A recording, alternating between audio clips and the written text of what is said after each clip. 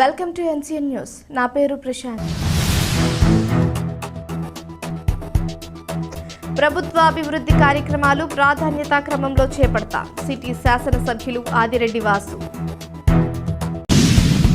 50వ ward Bhaskar నగర్లో పర్యటించి ప్రజలతో ముఖాముఖి మాట్లాడి పలు సమస్యలను అడిగి తెలుసుకోవడం జరిగిందన్నారు. ముఖ్యంగా అంతర్గత రహదారులు, శానిటేషన్, త్రాగునీరు, కల్వర్టుల నిర్మాణం, డ్రైనేజ్ వంటి పలు సమస్యలు తన దృష్టికి తీసుకొచ్చారన్నారు.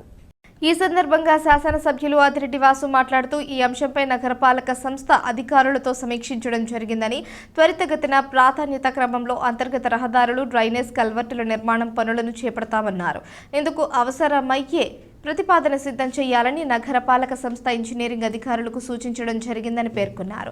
తాగునీటి సరఫరాకు సంబంధించి ఎక్కడ ఎటువంటి లోపాలు ఉన్నా తన దృష్టికి తెస్తే వెంటనే మరమ్మతులు చేపట్టి త్రాగునీటి సమస్యను పరిష్కరించడం జరుగుతుందన్నారు. అదేవిధంగా నగరంలో పారిశుద్ధ్య సమస్య లేకుండా మెరుగైన శానిటేషన్ అందించే దిశగా చర్యలు చేపట్టాలని నగరపాలక సంస్థ అధికారులు సూచించామన్నారు. అలాగే భాస్కర్ నగర్లో ఉన్న సొసైటీ స్థలాల సమస్యలపై చర్చించే సమస్యను పరిష్కరించే విధంగా చర్యలు చేపడతామన్నారు.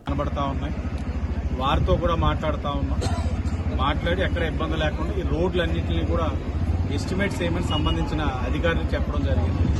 అలాగే పారిశుధ్యాన్ని కూడా మెరుగుపరచాలన్నది స్థానికులందరి యొక్క కూడా వారి యొక్క ఆలోచనలు తెలియజేశాం. ప్రధానంగా కనబడుతుంది ఏంటంటే ఏదో చిన్న సమస్య ఉంటే ఆ సమస్యను చూపించి ఆ ప్రాంతానికి కూడా వెళ్లకుండా ఏ విధంగా అభివృద్ధి కార్యక్రమాలు చేయకుండా గత 5 సంవత్సరాలు కాలయాపన చేసి సమస్యను పరిష్కరిద్దాం, అక్కడ వారికి అభివృద్ధి కార్యక్రమాలు వారికి ఉపయోగపడేటట్లు చేద్దామన్న ఆలోచన వాళ్ళకి లేదు. మా నాయకులందరూ కూడా చెప్పాం, అక్కడ ఏ చిన్న సమస్య ఉన్నా చర్చించమని చెప్పి అక్కడ ఏ సమస్య లేకుండా చూడడం. అలాగే భాస్కర్ నగర్ సొసైటీ పరంగా కూడా కొన్ని సైటీ సమస్యలు కూడా చెప్తున్నారు. స్థానికంగా కూడా వాళ్ళందరినీ కూడా కూర్చొని వారి సమస్యలన్నింటినీ పరిష్కరించుకొని వారి దిశకు వచ్చిన తర్వాత దాన్ని సంబంధించిన అధికారులతో మాట్లాడే బాధ్యత ఎమ్మెల్యేగా మేము తీసుకుంటామని వాళ్ళందరికీ తెలియజేసి, ఏదేమైనా ఎన్డీఏ కూటమి అభివృద్ధికి కట్టుబడి ఉంది.